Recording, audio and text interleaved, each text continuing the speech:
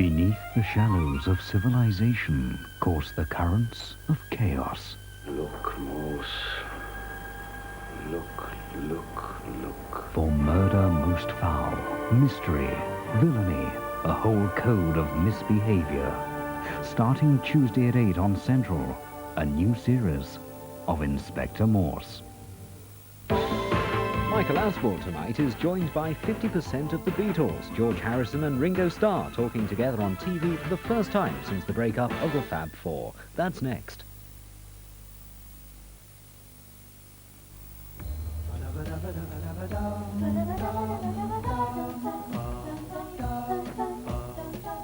Buying a house is one of the most important decisions you'll ever make. That's why, if you're searching for your very first home, you should be looking for a special kind of mortgage. The TSB Home Buyers Plan, just one of many mortgage plans now available from TSB. Ring now for details. It's easy to clean your front teeth, but to really clean those hard-to-reach back teeth, you can either get a flip-top head or get a Reach toothbrush. It's called Reach because, surprise, surprise, it has an angled neck designed to reach right into the back teeth and unique, longer, softer outer bristles to massage and clean along gums. So to really clean those hard-to-reach back teeth, either get a flip-top head or get Reach from Johnson & Johnson. Trade in your old typewriter and you'll get £50 off a new Amcrap 9512 wordy processor, including daisy wheel printer and spelling check. Just think, no more snarly up wording. The Amstrad 9512, £449 plus VAT if you trade in a typewriter.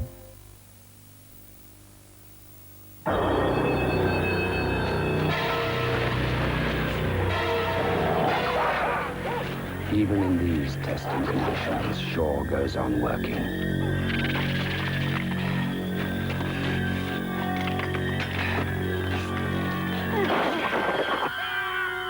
Shaw for men. Antiperspirant that won't let you down. There's a new force behind British business. It's the Enterprise Initiative from DTI. One firm joined the design initiative. It helped them to design a stronger and simpler personal emergency alarm for the elderly and infirm.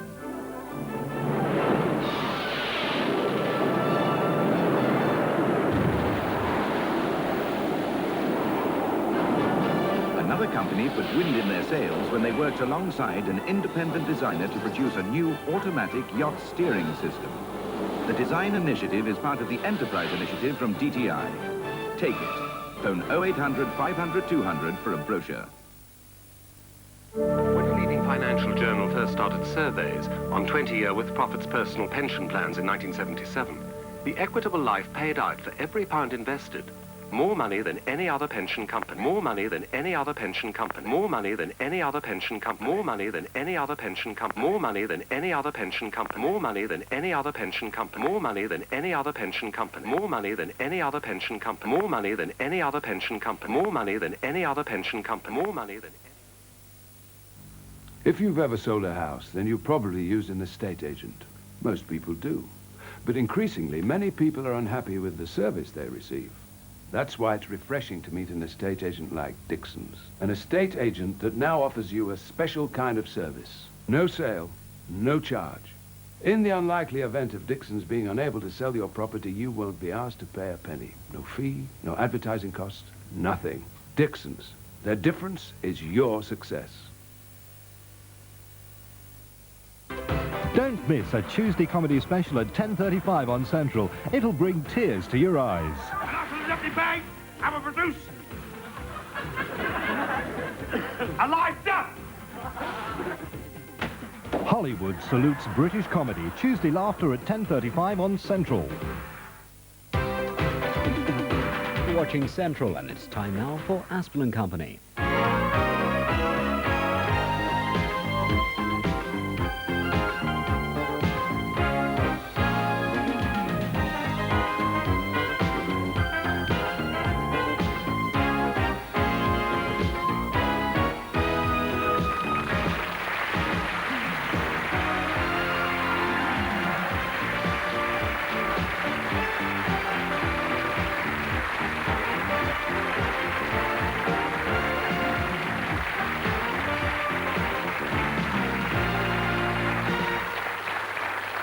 you very much. Thank you. Good evening and welcome to the end of the most romantic week for the past 4 years. I overheard one leap year proposal when a girl said to her companion, "How would you like to be my first husband?" That's a sign of the time, isn't it? One lady actually asked me to marry her. I explained patiently I was very honoured, but I was already spoken for.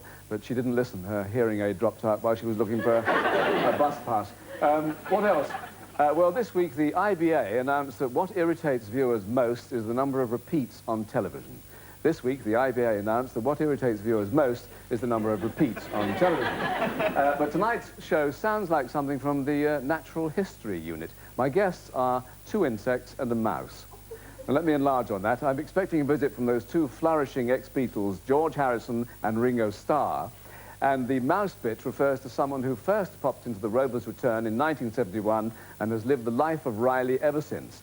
Ladies and gentlemen, meet Mavis Riley, alias Thelma Barlow.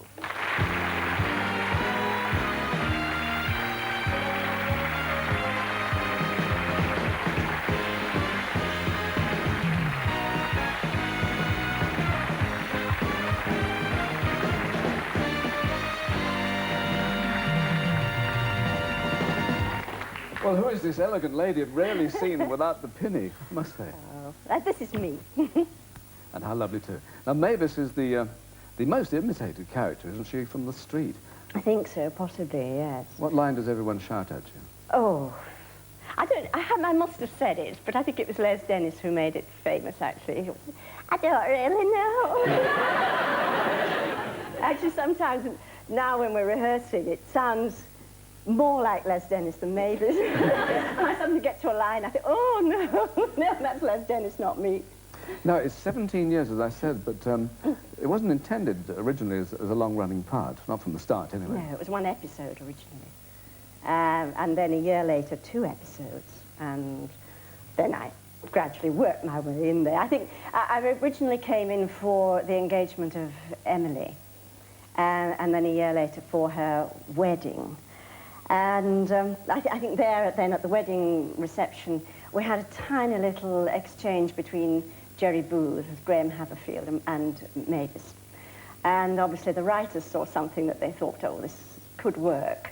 And of course, we'd just lost our resident spinster then. Emily was getting married, so there was a nice little slot for me to nip into. Well, we said that she's a spinster, Mavis, but she's had more love affairs than Bet Lynch, hasn't she?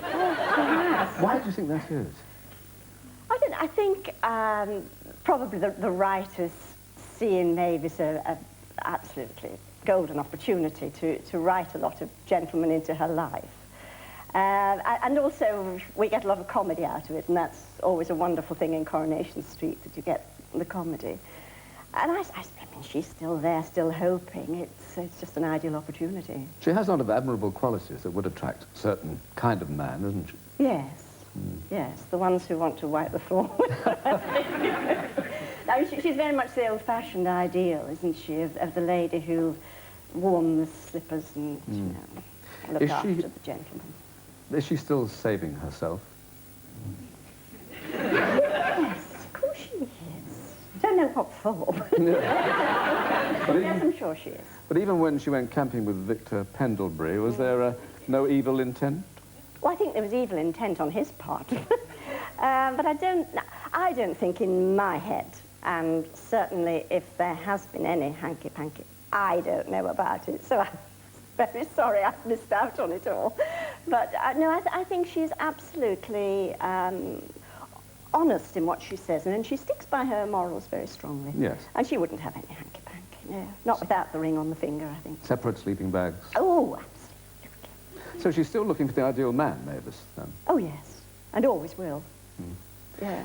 Now, your own life is, of course, quite different. You became a wife and a mother, which is what people are always interested to know, isn't it, of course, how much like the character you are. Is there any overlap at all? I don't feel it, and most people, when they meet me, say there's not. I think originally, obviously, you base quite a lot of things and characters on your own experiences. And so I think there probably were more things then that were more like Mavis. For instance, I was very shy when I was young. Agonisingly shy. So I remember quite a lot of that and put it into Mavis. And I think then I deliberately tried to eliminate things that I recognised in myself from the character. And I like to have them totally separate. So I hang Mavis on a hook when I leave the studios and become an E. You did a lot of work as an actress, BC, before Coronation Street. And now you're back on stage again, aren't you?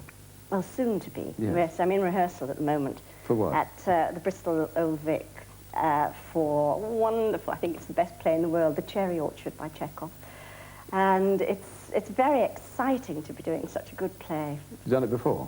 I have actually, yes, I've played a different part in it before. But it's lovely to be back at Bristol, which is second home to me. And a very exciting company and exciting director. The whole place has a sort of buzz about something really new and exciting happening. And a beautiful place to work as well. Oh, just lovely. Now, The Street, of course, is a cosy domestic series, but it reaches the far corners of the earth, doesn't it? Yes, yes it does. Have you seen the reaction for yourself over there? Over there, yes, I have. In fact, obviously, because we're in people's sitting rooms twice a week, you know, our faces are very recognisable. And I haven't found, actually, anywhere yet to go where one doesn't get recognised. You know, the Barrier Reef, the Himalayas, everywhere. So you're strolling along, minding your own business, and you're recognised. And yes, yes. I had a lovely holiday in India, and we were up in the foothills of the Himalayas, however you like to pronounce it, and having a drink there, and someone said, "Oh, there you are. We wondered when we were going to catch up with you. We heard you were in India." I mean, you think of the size of India. It was really, that's quite frightening, actually. yes, there's no escape. What about the new kids on the scene, the Neighbours series? Oh, I loved that. In fact, I had an Australia holiday last year and stayed with the gentleman who's the executive producer, Reg Watson. And so I loved Australia. It was just wonderful. And I said, now, wouldn't it be a good idea if one of your young men had an auntie who lived in a little place called Weatherfield, and maybe she could have a legacy left, but she had to go to Australia about 3 months of every year. Then he could write me into Neighbours, and I could come back and go into the cabin. Do you think Mavis, if she doesn't get abroad, will be weighing out the wine gums in the cabin 20 years from now?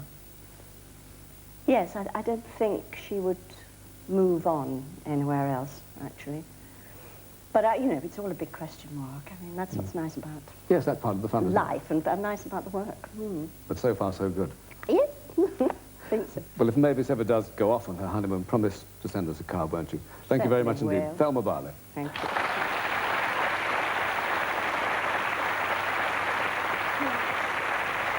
And I'll see you in a couple of moments with George Harrison and Ringo Starr.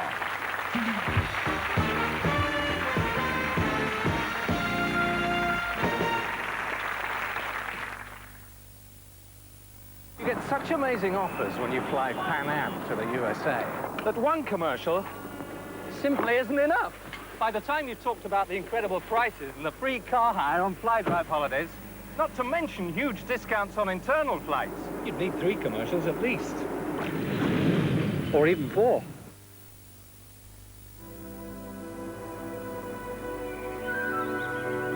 When you put your back into a big, tough job, you gotta have something you can get your teeth into.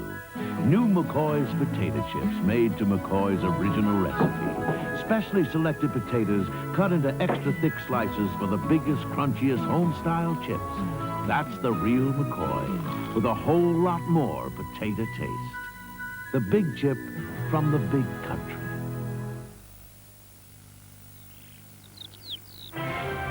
Tomorrow in the Sunday Times, the sensations of summer. Hot tickets that will save you from £1.50 to over £30 on hundreds of performances. Choose from a host of summer concerts, plays, ballet, festivals and opera all around the country. All of them available at bargain prices with one simple booking form, plus a superb guide to the orchestra, this free wall chart. The sensations of summer, exclusively in the Sunday Times tomorrow.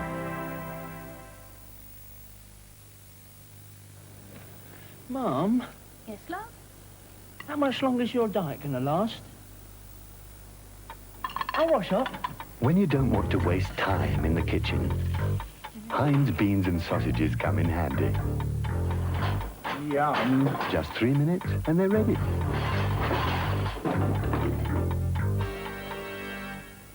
Andy had extra lettuce, Mum. Great meals from Heinz. Just heat 'em and eat 'em. Transgalactic Enterprises Limited, Managing Director's Report 12th Inst. We are holding Earth orbit while our friend from NatWest gets to know our operation. Well, Mark, how's it going? Your expansion program's pretty ambitious. And you're investing heavily in new equipment. Any ideas? Well, we can tailor a flexible loan for this little lot. We're looking for a considerable increase in turnover. Particularly in alien markets. Well, taking into account fluctuations in the Arcturian megadollar, perhaps? A currency account. It would appear rational. Aye, nowadays they all seem to want company shuttles. High time you renegotiated your leasing package, I'd say. Whatever your enterprise, NatWest will get to know it from top to bottom. Only then will we help you take it into the future. Mind if I come along for the ride? Take us out of orbit. NatWest Business Service. If you want your business to boldly grow, press for action.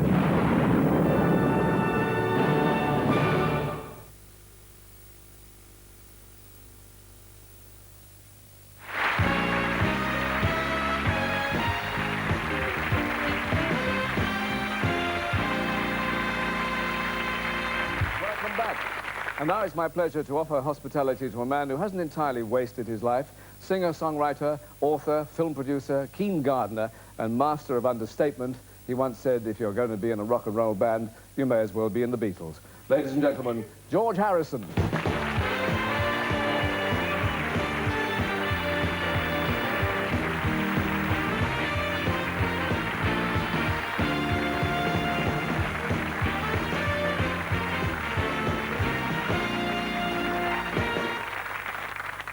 George, it's good to see you. You're back in the charts, so you're a happy man. I don't know if I'm back. I've been back, but I don't know if I'm back this week. But I am a happy man. Yeah. Did you feel the time was right to do this? Yeah. Well, I didn't really think about it. I just felt time to make a record. And so I made it. And, you know, sometimes things go right and sometimes they don't. This time it went right. You're attracting new fans, some of whom perhaps have never heard of the Beatles. I think most of them haven't. Yeah. I met a few people, just at Christmas I saw some kids in, about 18-year-old in Los Angeles, and they saw me walk in a shop and they looked at each other and said, oh, there's that singer, which I thought was pretty good. Just that singer. That singer, you know. Yeah. You have kept yourself to yourself in recent years. This led to some wild stories about the Howard Hughes of Henley. That's right, yeah. Well, it's the silly newspapers. I mean, they're not all silly, of course, but some of them are very silly. And because I don't go discothequing and things like that where people hang out with their cameras, so they presumed that I was Howard Hughes with my big fingernails and Kleenex tissues and that kind of stuff. Bottles of urine all around the house. And, but I wasn't like that at all. I go out all the time, or a lot of the time, see friends, have dinner, go to parties. Sounds all right. I'm even more normal than, you know, normal people. I mentioned gardening, you haven't yet, but to stroll from one end of yours would take about 3 weeks, wouldn't it? How big is it actually? Not really, no. My garden, you can stroll around it in 10 minutes if you're power walking, which is what I sort of do these days. So what have you got? If you saunter, it could take half an hour. If you swagger, maybe 45 minutes. You've got legs as well, haven't you? Legs, yeah. Got legs and arms and... This is why it's southern accent. You've got legs. Legs, well, Yeah. there's a bit of water, yeah. There's a sort of flows around that was built in the Victorian days. It's very nice. It was all covered in soil and broken lavatories from a building site when I bought it. It was all... Howard Hughes did have it then, obviously. Yeah. What about your son, who is now 9, I think? Is he aware of your glorious past? He's become aware now of the last few years, and I didn't really tell him anything about the Beatles because it was so long ago anyway. I didn't want to burden him with all that. But nevertheless, I think most kids, when they get to about 4 or 5, they see Yellow Submarine. And then he sort of twigged, And then he came up to me one day and said, "Hey, Dad, how do you play the piano lick from Hey Bulldog?" Which I thought, well, that's strange. How does he know a song like that? But it's in Yellow Submarine. And was he impressed? No. Has he actually seen you perform? Well, if you call it performing. Yeah, he came to the, I did this show, The Prince's Trust, last July. He came to that show, and I suppose you could call it performing, but after the show I said to him, well, what did you think? And he said, yeah, you were okay, Dad. Why didn't you do rock and roll music and Sweet Little 16? Johnny Be Good. I said, well, actually, that's Chuck Berry. And he's 9? 9.5 now, yeah. Oh, that's better. He's really into Chuck Berry, though, as you are, too. I saw you on the show with him. Yes, didn't have long enough, I'm afraid, but it was a great guy. How long, when you did the Prince's Trust, how long had it been since you had done a live show? Last time, well, I did one show which I happened to, I wore this suit for it. It's the first time I've worn it since the Carl Perkins show, which was a televised program for HBO. Before that, I did a tour in America in 1974. But in England, I never performed since the Beatles, which was 1965 or something like that, 66 maybe. You could have been very slightly terrified. I was, yeah. It felt like I was going in the electric chair. Sat there for hours waiting to go on, and very, very nervous. But surrounded by old mates? Fortunately, yeah. There's a lot of support from the gang, Ringo, and well, Phil Collins was playing one night, and Eric Clapton, of course, and Elton, and Midge Ure, a lot of people. Didn't someone suggest that you should get a sort of oldies group together? I think that's sort of an idea that's bubbling about, maybe in Elton's mind, I don't know. It's sort of a good idea because everybody enjoys playing together. Could call yourselves Methuselah, be good. Yeah. Or not, as the case may be. Amazingly, 25 years since Beatlemania swept the world. When did you first realize it was happening to you? The mania side of it happened, it started happening in, I think, 1963, when we started touring seriously in England, like on the big Moss Empire circuit. And then we did some tours around Europe, and I think it was because of the mania that was happening then that the Americans caught on and came over, and they did features on us in Time and Life and Newsweek. So then that sort of set us up for the trip to the USA in 1964. And when did the excitement wear off? Well, it sort of wears off and it comes back again. Like just recently, I feel quite excited to be alive, regardless of whether I'm making a record or promoting my record. Buy my album now, right? You know, quite apart from that. But I think for me, the mania got to me in 1966, and around that time I got a bit tired of what they call the adulation. I'm still not that keen on that side of it. It's nice to be popular, it's nice to be loved, but it's not so nice to be chased around and on the front page of the paper every day of your life with, you know, people climbing over the wall all day long. And the endless round, of course, of meeting people, dignitaries, etc. Yes, well, we did tend to meet most of the dignitaries of the world. So were you bored by all that? Well, sometimes it was boring, sometimes we just make fun of them, or you have our own little in-jokes, you know, to get through. We noticed that. I mean, you did send them up. I mean, looking back, do you think that you were cheeky, so-and-so's? Oh, we were very cheeky, yeah. We had to be, really. It's like a, you know, survival kind of thing. Your current single harks back to those early days. Are you feeling, apart from being glad to be alive, you nostalgic? Nostalgic? Not really, no. I do like... most people, I like the rock and roll years when you see what happened when Cuba attacked Russia and all that, whatever happened, and you remember that Eddie Cochran was singing this tune. I like nostalgia in that respect, and I suppose all that 20 years ago today stuff that was happening last year, you know, it's nice to be reminded of things that happened, except it reminds you how old you are, which is not so good. Well, let's see the video when we was fab, with, as you say, more than a hint of Sergeant Pepper there. Back then, long time ago, when grass was green, woke up in a daze, arrived like strangers in the night.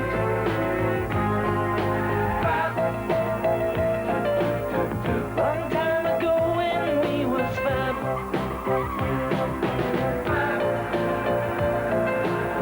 back when income tax was all we had. Caresses fleeced you in the morning light. Casualties at dawn. And we did it all.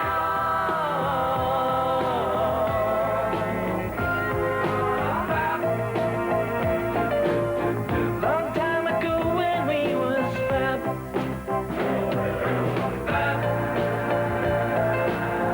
You're my world, you are my only love.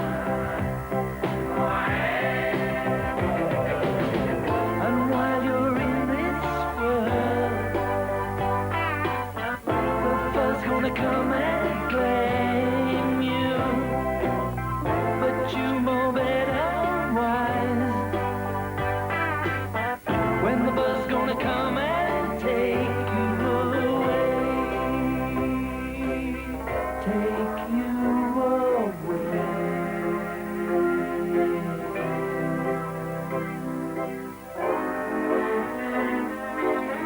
Take you away.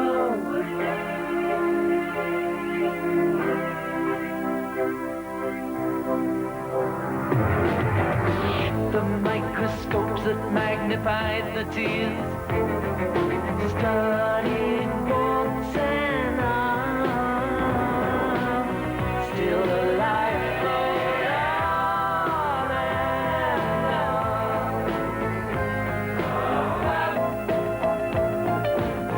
Long time ago when we was fab, but it's all over now, baby blue.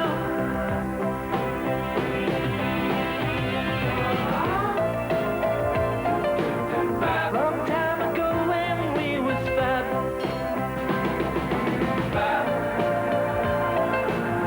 like this pullover you sent to me.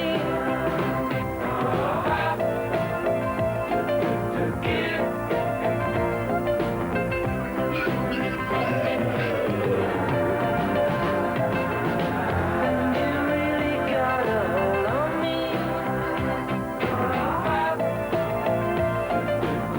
Long time ago when we was fab.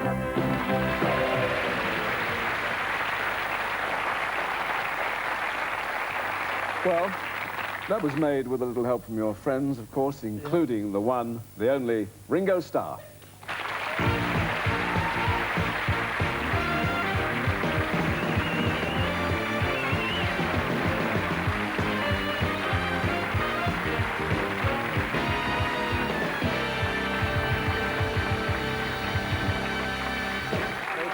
I've met you before.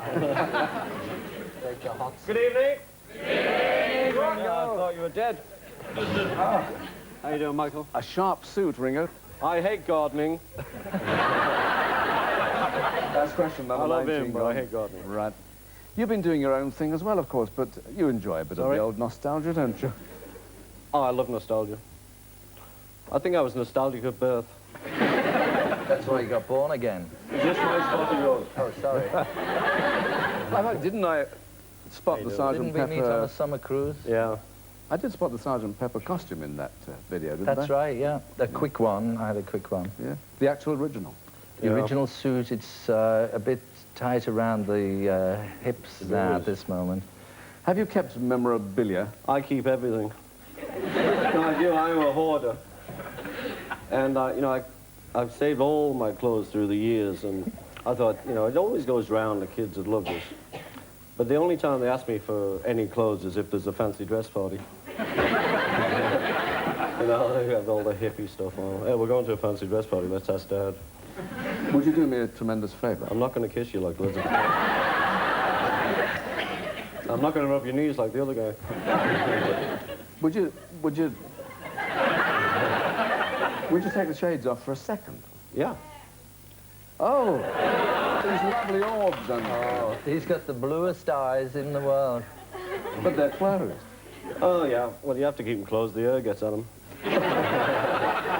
Now, what you haven't kept, of course, the fans have. Were they always desperate for souvenirs? Well, I think we were real lucky. I think the only thing I ever lost in all those days of madnesses was half of my scalp, a shirt, and a gold necklace, which they gave me back in New York. We really weren't beat up too much. Wales was the worst place I ever went. What were they after? They were after my head. And, you know, we had all these policemen, you know, we'd walk down this, like, corridor of policemen, and some hand just came through and just grabbed my head. And this child would have died. I don't remember Wales. It's before you joined the group. Oh, yeah. That was Rory Storm and the Hurricanes. No, it was you, Georgie. But you were so much younger then. What did they nick of yours then, George? What they nick of mine? Somebody once broke in my house and nicked a pair of silk pajamas. That was me. You've all four, of course, had your own special followers. How different was a Ringo fan from a George fan, say? I had the mothers. I had the mothers and the children, always have.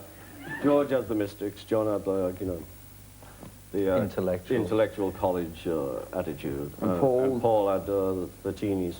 That shared out the human race quite well, really. Well, that, I feel, was part of our strength, where we were a band that were appealing to children, to grandparents, you know, like the Stones, where they were mainly on a teenage attitude. You were... How you doing, Mick? You were always the down-to-earth one. That's right. What did you... God, you're looking chubby. Thank you. Oh, sorry, I've got to behave. George is on.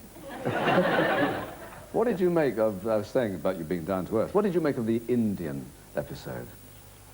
Well, the Indian episode was real interesting. I got 2 phone calls, one from George and one from John. We're going to Wales. See, he's always been to Wales. He doesn't remember. To meet the Maharishi, so I just got on the train because the guy wouldn't lie to me. So we met him in Wales, and then we all decided to go to this ashram in India. I think that I still thank Maharishi, you know, for what he said, but in the end I felt he was telling me stories, but that's my problem. In the end, I mean, how long did you actually stick that course? 10 days. He ran out of beans. Yeah.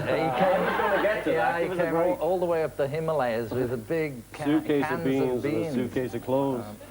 And I didn't like flies and spiders. No, can't stand them. But the interesting part was, you see, I can only eat bland food because I was very sick as a child. And so I'd have my beans, and then I was getting fed up with that. And so I said, you got any eggs? Like eggs in the morning, you know. And so I caught these guys burying the shells in the ground as if God wouldn't notice. So I decided to leave after that. Oh, no, he doesn't see those. You lived in each other's pockets, didn't you? I mean, it was like being a family. Oh, he's always lived in mine. But you had family rows. I mean, what were the main... we do. We have terrible rows. What was the main cause of your squabbles in the early days? Oh, I don't remember. I'll leave that one ever up to you, George. I don't remember any squabbles.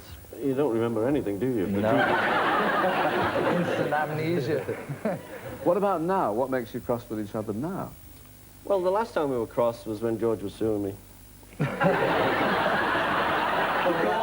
See, what's nice, though, he calls me up. Was cross. yeah, he's still cross. The last time he calls me and said, I'm going to sue you. I said, no, George, don't be so dumb. No, I'm going to sue you. I don't like what you've done. Because he wrote this song, and I had it mixed by somebody else. And he didn't like the mix, so he was going to sue me. So in the end, I said, sue me if you want, but I'll always love you. Speaking of which, you two shared a flat, didn't you? Yes, we did. Yes, we shared a flat. It's on the M1, wasn't it? Wadden House. Yeah, I had to get the jack out and Yeah, it was Change the fabulous time. sharing. Well, we shared a couple of places, actually. You know, when we first came down to London, you know, you're so insecure that we had to live together. You know, we weren't big boys and I'll have my own place. I never left home. Who's going to make the tea and iron your shirts? George, what was he like to live with? Fabulous. Yeah, I mean, we only ever slept there anyway. We used to always be in the nightclubs, really, in those days. Georgie, you know all his lines about I was never a discothequer. Well, I wasn't. You had to drag him out of them, you know. Well, that was back in 64. Yeah, before 65. Yeah. No, I stopped going to him around 1967, I think. Yeah, I stopped in 1980. But then you married, have a wonderful wife, you know. But then you rarely go to bed anyway, to sleep. I never go to bed. Yeah. I'm an insomniac, mainly. When I'm not an insomniac, I sleep. Well, that would cure it, I suppose. Let me set the record straight, though, about...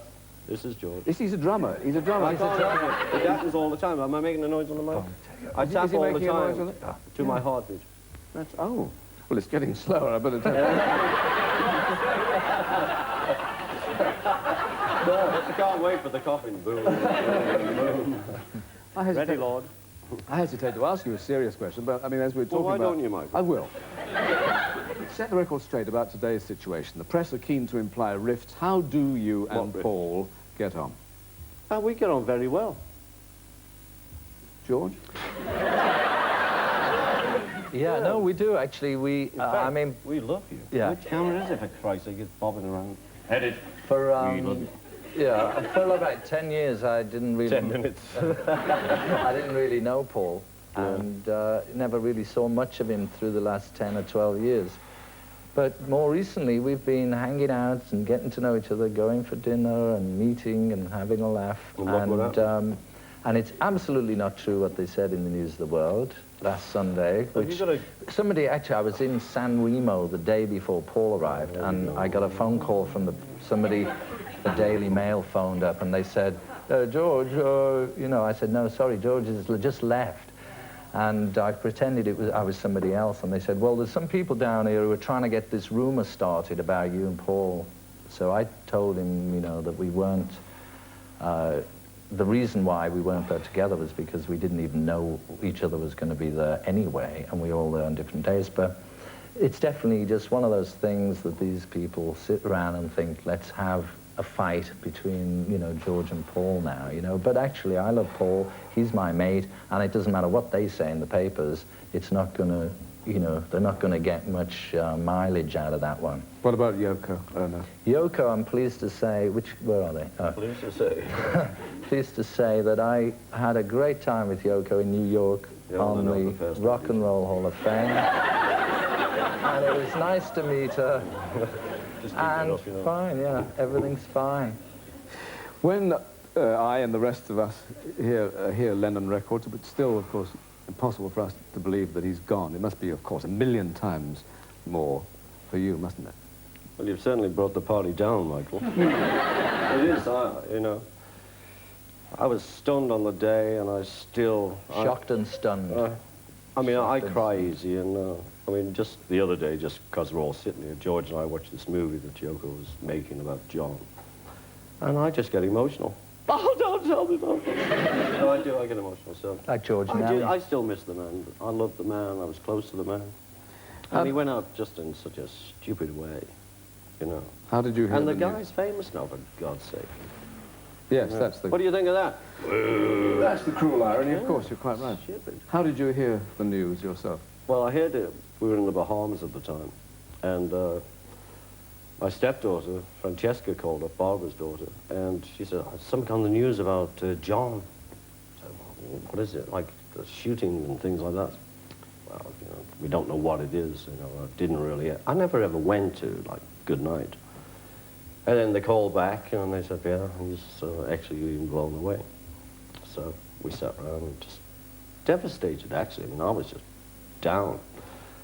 And so 5 o'clock in the morning, I ordered a plane and flew to New York just to see if there was anything, you know, you can do, but you can't. But you just, you know, when you get to that position or situation, you know, you just do something, and that's what Barbara and I did, because you couldn't have a holiday after that, you know. Yeah. So, George, how did you hear it? Yeah, I was in bed at the time in England, and I don't know, the call came through sometime in the morning, 4 or 5 in the morning. I didn't take the call. Olivia took the call, and she said, John's been shot. And I thought, oh, how bad is it? You know, I just thought maybe a flesh wound or something like that. But they said, no, that's it, he's dead. So I didn't know. I just went back to sleep, actually. I just, maybe it's just a way of getting away from it. I just went to sleep and then waited to see, you know, what it said the next morning. And he was still dead the next morning, unfortunately. But, you know, I feel not so bad about it, in as much as, you know, I had this, you know, unlike Ringo, when I went to Rishikesh in India, I went into meditation and had some good experiences, and I got to... I had some good experiences. I know you did, and you forgot to tell me. Oh, well, yeah, but you only asked about the eggs. So, I believe what it says in the scriptures and in the Bhagavad Gita. It says there's never a time when you didn't exist, and there'll never be a time when you cease to exist.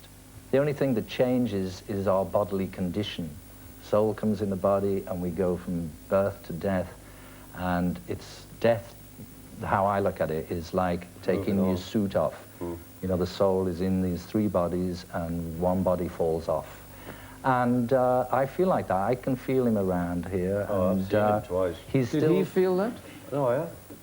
You've seen him? Oh, yeah, I felt one time very strong that I was in a hotel room in L.A., and I was real down and miserable, whatever was going on. He was in the corner saying, what are you doing? I'm being miserable. So, come on, get it together. No, I believe, like George, on that respect, though, we just did the joking bit about the eggs, that we do continue. And I do believe in God. Did he? What mental state was John in at that time? Do you know? Well, I'd never seen him for a couple of years before that, but I had enough experience. Well, we all did. During the 60s, we had, you know, there was people putting stuff in our coffee, which gave us some crazy experiences, and when they stopped doing it, we started putting it in our own coffee for a bit. 2 girls wondering what you put in your coffee over there. And, you know, but, you know, we had a lot of experiences. I know John was, you know, he knew who he was, that he was a soul that happened to be in this body for this period of time. And, you know, I don't think, it's just the method by which you die, you know. I mean, I think it's nicer if you can consciously leave your body at death, as opposed to just some lunatic shooting you on the street or having a plane crash, something like that. I think it's unfortunate the way he went out, but it doesn't really matter. He's okay, and life flows on within you and without you. How are you doing, Johnny? Would Over to you, Michael. Well, I was going to ask, would anything have persuaded you to, all that is, to reform the Beatles even for one night? And what kind of offers did you get anyway? Well, I think the only time we phoned each other up, because everyone kept trying to get us together, but somebody phoned up and they offered us just for one gig, and we only used to do 25 minutes. They offered us 50 million. Dollars? Lira. Could have been in anything. 25 quid each. And I do remember that George never called anybody. I remember calling everyone else, and them calling me saying, oh, well, what do you think? You know, 25 minutes, buying you a new suit. So what stopped you then? We will never get it together. I mean, we broke up, you know, for all the reasons we know about. I mean, you know, to get together. I don't really believe in, like, this getting together thing, really. Now, if we got together, it would be George, Paul, and Ringo. If we got together, it would not be the Beatles, you know. We'll never do it with Julian, because it'll be them, be George, Paul, what's my name? And Julian. You know what I'm saying? I mean, you know, you would never go out there again with that. Well, I won't. I don't know about Georgie. Would you go out, Georgie, with that name? No, it wouldn't be the Beatles. But, No. but the thing is, it's not to say that, you know, I mean, Ringo and I hang out occasionally and play some tunes together. I'm on the album. He's on the album, he was on the concert, and Paul does concerts, and as I say, we're getting to be friendlier with Paul. It's good chance someday maybe we'll write a tune and play together, but it won't be the Beatles, and if people expect us to be the Beatles, they're going to be disappointed, but you may see 3 old guys called John, Paul and Ringo who someday may sing a song together. I bet I don't get to sing. No, but you have other things to offer. I mean, looking Oh, ahead... yes, Michael, you're telling them now. What about acting? Now, you've... acting? You've done... Couldn't get a job if I died. You've always been a film fan, haven't you? I love films. I love cameras, as you may have noticed. You've got a lot of new fans, though, with Thomas the Tank Engine. Oh, I have. It's great. It's great. It is fabulous with Thomas. I never knew it would be so big. In fact, the first time Britt Allcroft, who was the producer of all this, came up saying, you know, I'd like you to read these stories about this train, which I never had because I was a Beano man. And I said, you're going to be crazy. It's Star Wars and Madison. We were talking years ago anyway. And so she came back and convinced me. So I said, look, I'll just read 5 of the stories on my own, on tape, and you listen to them and see if you still want me. And she did. And then we did Thomas the Train. There's all these little babies screaming again. Ringo, Ringo! I used to have the mothers. Now I've got the kids. You are, of course, the poorest Beatle. I am the poorest Beatle, Michael. That's why I'm on the show. That won't do much for your last... Well, you're down to your last 20 million now, I think, aren't you? No, I didn't even make the list, and Georgie's got 14, so I'm down to, what, 12? Are you a great spender, though? I mean, you enjoy it. That's why. I love to spend. That's the only reason to have it. What's the biggest waste of money you can claim to have done? The biggest waste? Well, the biggest... I mean, if you call this, like, some reality, that's all waste. What? Apple. Well, that was all of us. You can't blame me for that personally. If it had all never happened, what would you be doing now? I'd be a drummer. Well, what's funny about that? I mean, I decided when I was 18, this is my life. So, you know, just because we made it, you know, I don't think, I mean, you're asking a weird question because we don't know what would have happened if it hadn't happened. All conjecture. But I just feel that I still would have been playing behind the strippers. Or in front these days. I think I probably would have been probably a better guitar player than I am now because, you know, the famous bit sort of we ended up just playing the same old stuff for years. But I started playing the guitar when I was about 13, and that's the only thing I really wanted to do. I didn't want to be a Thomas the Tank Engine or... Thanks so much. or a train, you know, a fireman or anything like that. Would you have been happier men? Oh. If it had not occurred? I always feel I was born happy. So happiness... I don't, you know, happy. Yeah, I'm basically happy. Yeah, I am happy. And George, you certainly are. I'm quite happy, yeah, I'm happy. But you can't say, you know, this is our lives, you know, this is the only life I can remember, and I'm happy enough doing it. It's been up and down and good and bad, and in the end, I think all of us have come out of it reasonably sane and quite happy. Well, the rest of us are happy, and for all of us, it's been fab. Thank you very much indeed. Ringo Starr and George Harrison. Thank you.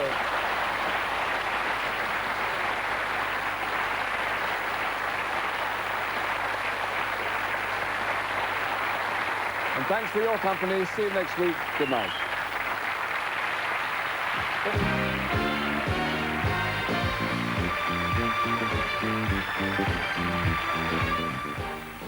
In a few moments, we return to the Assembly Rooms derby for snooker and the second session of the final in the MIM Britannia British Open.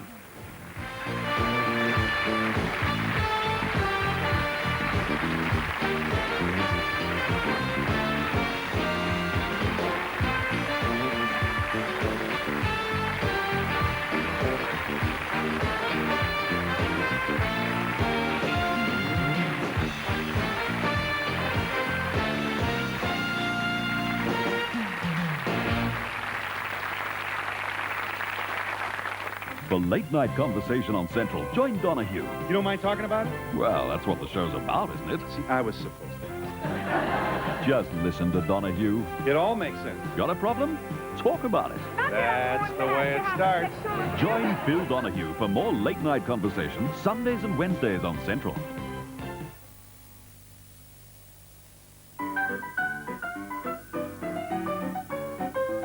Just a little reminder. Wednesday is National No Smoking Day.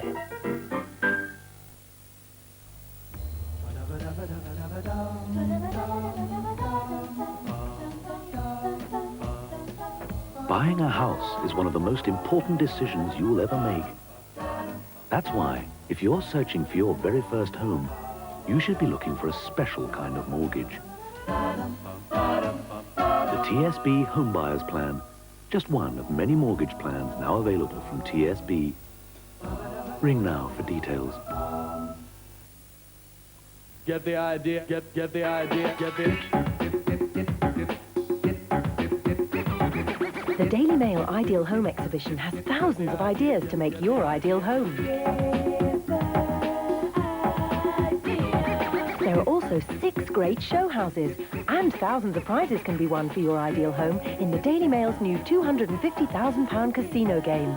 Get a card at your newsagent. Get there.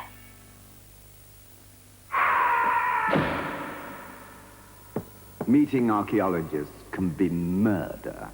So afterwards, I like to relax with something that's got a great future. New Terry's Pyramint. Oh, it looks a bit like my house, except it's Terry's delicious dark chocolate filled with cool mint cream. I can't think of a better way to unwind. New Terry's Pyramint. Mummies and Daddies love 'em. Wisk Automatic. A thick, concentrated liquid detergent which goes deep into your wash with a deep, penetrating power to work through and through the fibers, getting your clothes really clean, returning them all to you, cleaner and brighter. Wisk Automatic. Deep cleaning power for all your wash. Right, lights out, Amy. This Sunday, the Sunday Express and Austin Rover begin a 4-part guide of where to pick, buy and eat the very best of British food. Dairy farms that let you milk the cows. Trout farms that let you catch your own fish. The pick of the local fruit and veg. And where to pick your own. Local flavour and local pride. It's a complete touring guide. Get out and about this weekend. Get the Sunday Express. There's a new force behind British business. It's the Enterprise Initiative from DTI. One firm joined a design initiative. It helped them to design a stronger and simpler personal emergency alarm for the elderly and infirm.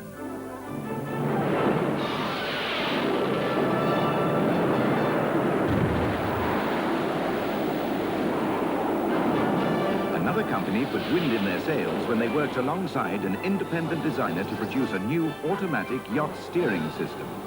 The design initiative is part of the Enterprise Initiative from DTI.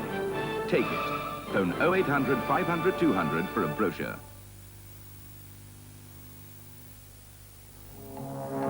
Listen. Nothing further to report. There's nothing more you need to know except the day, Saturdays. The time, late. And the place for the assignation, Central. You know who to expect. Saturdays on Central. Meet the Superspies. And tonight's movie at 12:30 features James Coburn as our man Flint.